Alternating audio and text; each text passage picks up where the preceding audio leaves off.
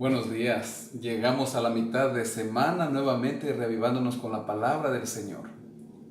A diferencia de las 7 tribus restantes que en el capítulo 18, versículo 3, esperaron que el mismo Josué venga y les diga ¿hasta cuándo vais a esperar para venir a poseer la tierra? En el capítulo 21, los jefes de la familia de los levitas se acercaron al sacerdote Eleazar, a Josué hijo de Nun y a los cabezas de la familia de las tribus de los hijos de Israel, que estaban en Silo en la tierra de Canaán, y les dijeron: el Señor mandó por medio de Moisés que se nos dieran ciudades donde habitar con sus ejidos para nuestros ganados. Entonces los hijos de Israel dieron de su propia herencia a los levitas conforme al mandato del Señor. Aquellas 7 tribus estaban esperando el momento que el líder las guíe, pero acá en cambio esta tribu, aquellos que estaban a cargo del santuario donde habitaba Dios, estaban necesitados de poder ir y morar en aquellas ciudades por una razón muy importante. Ellos, los hombres de Dios, debían estar en medio de todo el pueblo, en medio de las 12 tribus. Leví tuvo 3 hijos, Coat, Gersón y Merari, y de esa forma debía repartirse las ciudades para los levitas. Pero vamos a leer desde el versículo 4 que dentro de los coatitas se separa también a Aarón, a sus descendientes que eran los sacerdotes, y se les da también o se les asigna una cantidad de ciudades. Por eso dice: la suerte cayó sobre las familias de los coatitas, y a los levitas descendientes de Aarón el sacerdote les tocaron en suerte 13 ciudades, de la tribu de Judá, de la tribu de Simeón y de la tribu de Benjamín. Viniendo del sur hacia el centro estaban repartidas esas ciudades. A los hijos de Coat les tocaron en suerte 10 ciudades de las familias de la tribu de Efraín, de la tribu de Dan y de la tribu de Manasés, de la media tribu que estaba al lado occidental. Iban entonces subiendo hacia el norte. A los hijos de Gersón les tocaron en suerte 13 ciudades, de las familias de la tribu de Isaacar, de la tribu de Aser, de la tribu de Neftalí y de la media tribu de Manasés en Basán. Estos tenían parte entre las tribus del lado oriental y del lado occidental. A los hijos de Merari, según sus familias, les tocaron 12 ciudades, de la tribu de Rubén, de la tribu de Gad y de la tribu de Zabulón.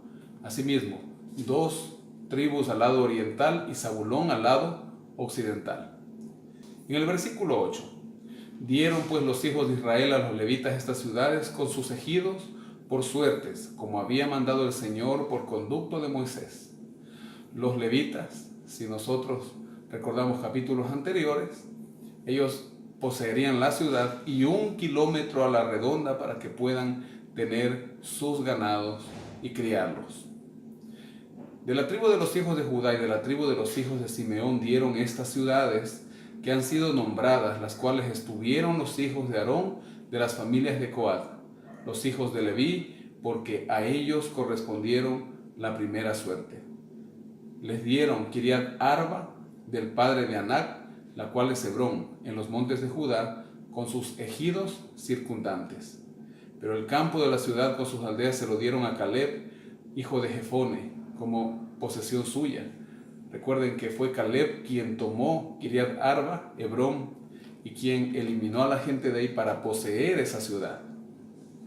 A los hijos del sacerdote Aarón les dieron entonces Hebrón, dice el versículo 13, y Hebrón también era una ciudad de refugio.